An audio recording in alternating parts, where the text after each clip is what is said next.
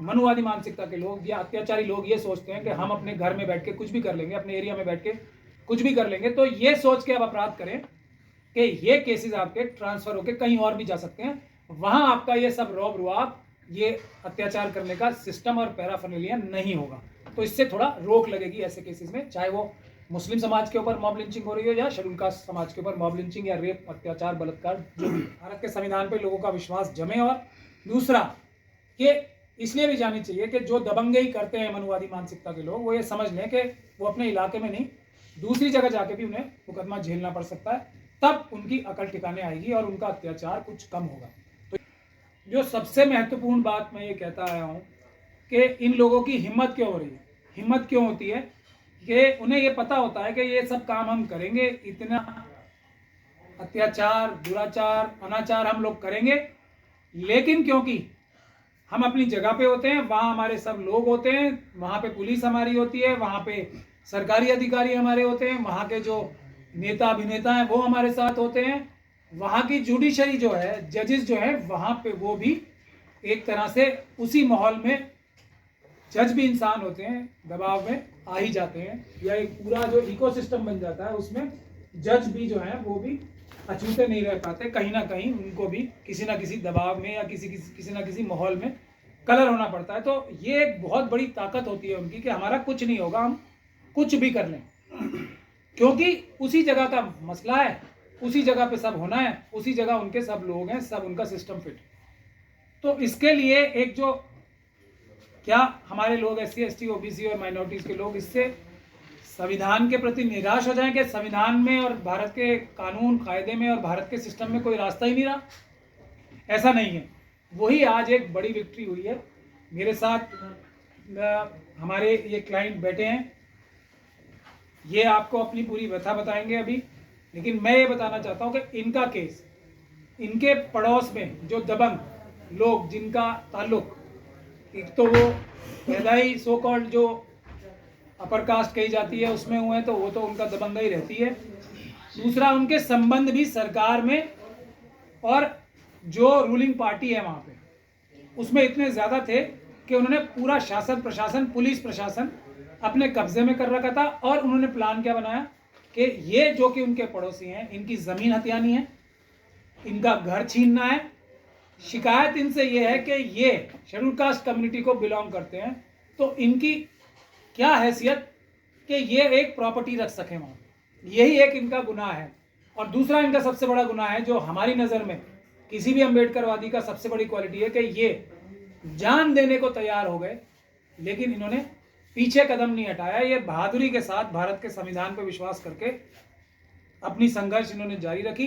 हालांकि इन्हें घर से भाग के, पूरे परिवार को ऑलमोस्ट घर से भाग के अलग अलग जगहों पे छुप के अपनी जान बचा के रहना पड़ा।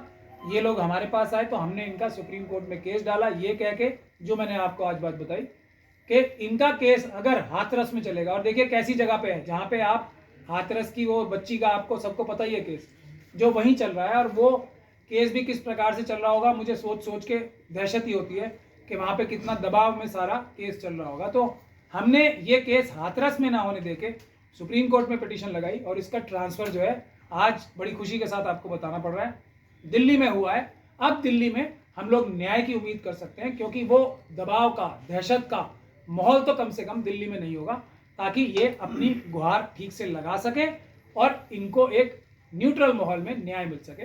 तो ये एक अच्छी बड़ी विक्ट्री है। इससे एक मैसेज सबको ये जाएगा कि तुम अगर मनुवादी मानसिकता के लोग या अत्याचारी लोग ये सोचते हैं कि हम अपने घर में बैठ के कुछ भी कर लेंगे, अपने एरिया में बैठ के कुछ भी कर लेंगे, तो ये सोच के अब अपराध करें कि ये केसेस आपके ट्रांसफ़र होके कहीं और भी जा सकते हैं, वहाँ आपका ये सब रौब रुआब, ये अत्याचार करने का सिस्टम और पैराफर्नेलिया नहीं होगा।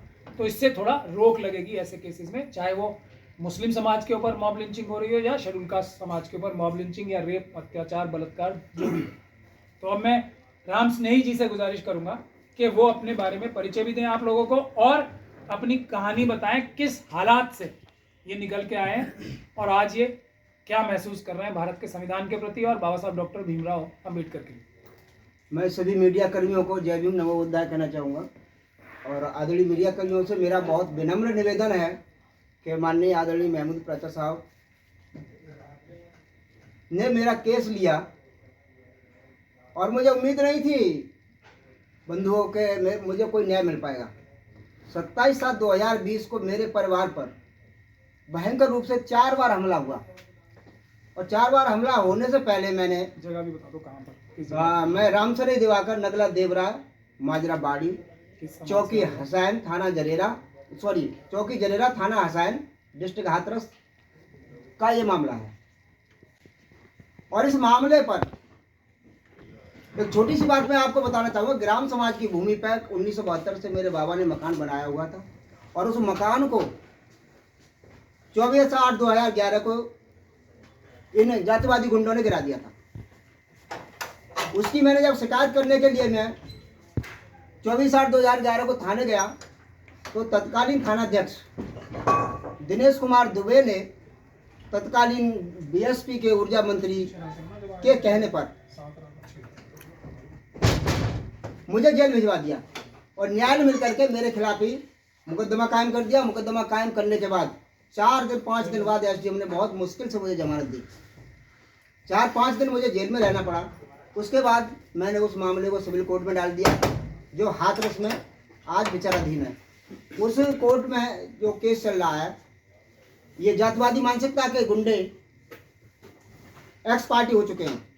मैंने तत्कालीन एसीजे फर्स्ट साहब से मैंने कहा था, मैं साहब हमारा मकान टूटा हुआ है, रिपेयरिंग के लिए हमें ऑर्डर कर दीजिए।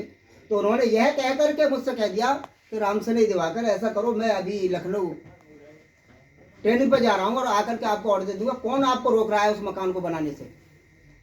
मैनेटरी के लिए मैंने उसमें एप्लीकेशन डाली थी लेकिन उस पर कोई भी ऑर्डर पास नहीं हुआ था, इसलिए उन्होंने कोई काम नहीं किया उसमें। न्याय मिलेगा। और अब आप लोगों से भी ये गुजारिश है कि इसको अच्छी तरीके से, एक तो पब्लिसिटी भी हो इस केस की ताकि भारत के संविधान पे लोगों का विश्वास जमे, और दूसरा कि इसलिए भी जानी चाहिए कि जो दबंगई करते हैं मनुवादी मानसिकता के लोग, वो ये समझ लें कि वो अपने इलाके में नहीं दूसरी जगह जाके भी उन्हें मुकदमा झेलना पड़ सकता है। तब उनकी अकल ठिकाने आएगी और उनका अत्याचार कुछ कम होगा। तो ये एक बहुत महत्वपूर्ण विषय इसलिए था, इसलिए मैंने आपको तंग किया। और ये हालात पूरे उत्तर प्रदेश में नहीं बल्कि देश के ज़्यादातर भागों में यही हालात हैं। हमारे जो लोग हैं उनकी ज़मीन छीनी जाती है, उन्हीं के खिलाफ मुकदमे कराए जाते हैं, और फिर भी कोई अगर विरोध करने की कोशिश करता है तो उसको मारने तक की कोशिश की जाती है। ऐसे सैकड़ों मुकदमे, ऐसे सैकड़ों केस बगैर किसी को पता लगे रोज़ होते हैं। इसीलिए एक इस केस से हम चाहते हैं कि लोगों को पता लगे कि न्याय भी हो सकता है। इसलिए न्याय से डर के और संविधान से डर के लोग जो है अत्याचार बंद करें।